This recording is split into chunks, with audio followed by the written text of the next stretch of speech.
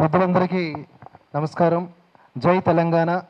జై తెలంగాణ అంటే ఏమిటి అంటే తెలంగాణకి జయము కలుగుగాక, భారత్ మాతాకి జై అంటే ఏంటి, మన దేశానికి జయము కలుగుగాక. మరి జయం ఎప్పుడు వస్తుంది? నినదిస్తే వస్తుందా? నినాదాలు ఇస్తే వస్తుందా?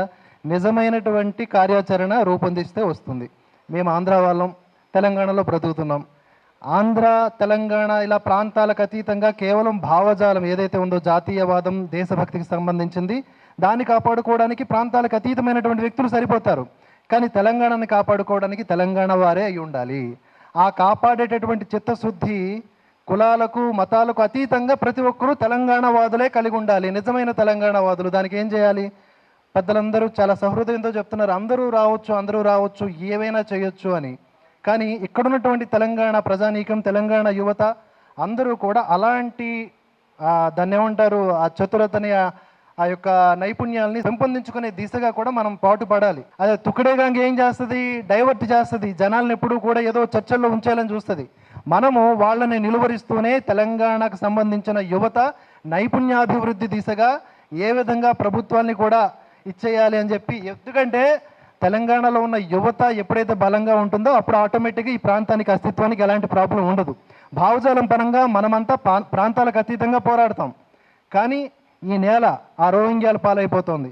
ఈ నేల ఎవడెవడో దోచుకుంటున్నాడు. అలా కాకుండా మనల్ని మనం కాపాడుకోవాలంటే తెలంగాణ వాదులతోనే, తెలంగాణలో ఉన్న వాళ్ళతోనే సాధ్యం. బయట వాళ్ళు ఎన్ని డైలాగులైనా వేస్తారు, అది మాత్రం కాదు. నేను అనేది ప్రాక్టికల్గా.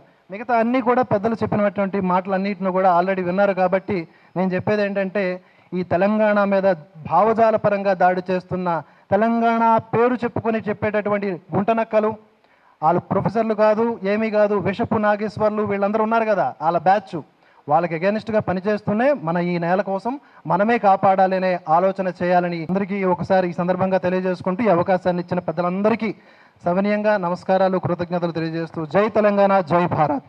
మన ఇవాళ జర్నలిస్టు సమావేశం అద్భుతంగా ముగిసింది. ప్రధానంగా మీరు ఏం చెప్పాలనుకుంటున్నారు? ఇటువంటి మండలాల్లో, జిల్లాల్లో కూడా ఏర్పాటు చేస్తూ ఉంటున్నారు కదా, మీరు ఎందుకు ఈ ఆలోచన చేయవలసి వచ్చింది, ఈ కార్యాచరణ రూపొందించాల్సి వచ్చింది? నమస్కారం అండి. ఒకటే ప్రధానం ఏంటంటే, తెలంగాణ వాదం అనేటువంటి అంశం ఏదైతే వస్తున్నదో, ఈ తెలంగాణ వాదాన్ని కొందరు పక్కదారి పట్టిస్తూ ఉన్నారు. విభజన వాదమే తెలంగాణ వాదం అనేటువంటి మాటను తీసుకొస్తూ ఉన్నారు. వాస్తవంగా తెలంగాణ వాదం అన్నది విభజన వాదం కాదు. తెలంగాణ వాదం అన్నది కలిపుంచే వాదం, సమైక్యవాదం. ఎందుకు ఈ మాట అంటున్నామంటే, భారతదేశానికి స్వతంత్రం వచ్చిన తర్వాత ఈ తెలంగాణ ప్రాంతాన్ని తీసుకుపోయి పాకిస్తాన్లో కలపాలని చెప్పి ఇక్కడి నిజాం చేసినటువంటి ఆలోచనను తుత్తునుకలు చేసి సర్దార్ వల్లభాయ్ పటేల్ గారు జాతీయవాదాన్ని దృక్పథంగా తీసుకొని, లక్ష్యంగా తీసుకొని తెలంగాణను భారతదేశంలో విలీనం చేశారు. అంటే కలపడం వల్లనే తెలంగాణ సాధ్యమైంది. మనం భారతదేశంలో కలవడం వల్లనే తెలంగాణ ఈరోజు ఇంత అభివృద్ధి పదంలో ఉంది, ఈ రకమైనటువంటి జాతీయ సమైక్యతతో నిలబడి ఉన్నది. కానీ ఇప్పుడు కొందరు చేస్తున్నటువంటి కుట్ర ఏంటంటే, ఈ తెలంగాణను మళ్ళొకసారి విభజన చేయాలి, తెలంగాణను భారతీయుల నుంచి దూరం చేయాలనేటువంటి ఒక ప్రయత్నం చేస్తూ ఉన్నారు. చాలామంది దీని వెనుక ఉన్నటువంటి కుట్ర ఏంటంటే, ఒక అంశాన్ని తీసుకొని, తెలంగాణకు సంబంధం లేనటువంటి అంశాన్ని తీసుకొని, ఒక వ్యక్తి మాట్లాడినటువంటి మాటలపైన కేసులు ఆంధ్రాలో నమోదైతే దాన్ని ఆసరాగా చేసుకొని తెలంగాణలో ఒక అలరి సృష్టించే ప్రయత్నం చేస్తూ ఉన్నారు. కాబట్టి దాన్ని వ్యతిరేకిస్తూ తెలంగాణ ప్రజల యొక్క శాంతిని, సమైక్యతను, జాతీయవాదాన్ని బలంగా వినిపించేటువంటి వ్యక్తులుగా, ఈ తెలంగాణ సమైక్యంగా ఉంటుంది, తెలంగాణ జాతీయవాదంతో కలిసిమెలిసి ఉంటుంది, తెలంగాణ విభజనవాదానికి, తుక్కుడే గ్యాంగ్లకు వ్యతిరేకమైనటువంటి ఒక భావనను ప్రజల్లోకి తీసుకుపోవడం కోసం, ప్రజల్లోకి వాస్తవాలు తెలియజేయడం కోసమే ఈ కార్యక్రమాన్ని మేము తీసుకున్నాం.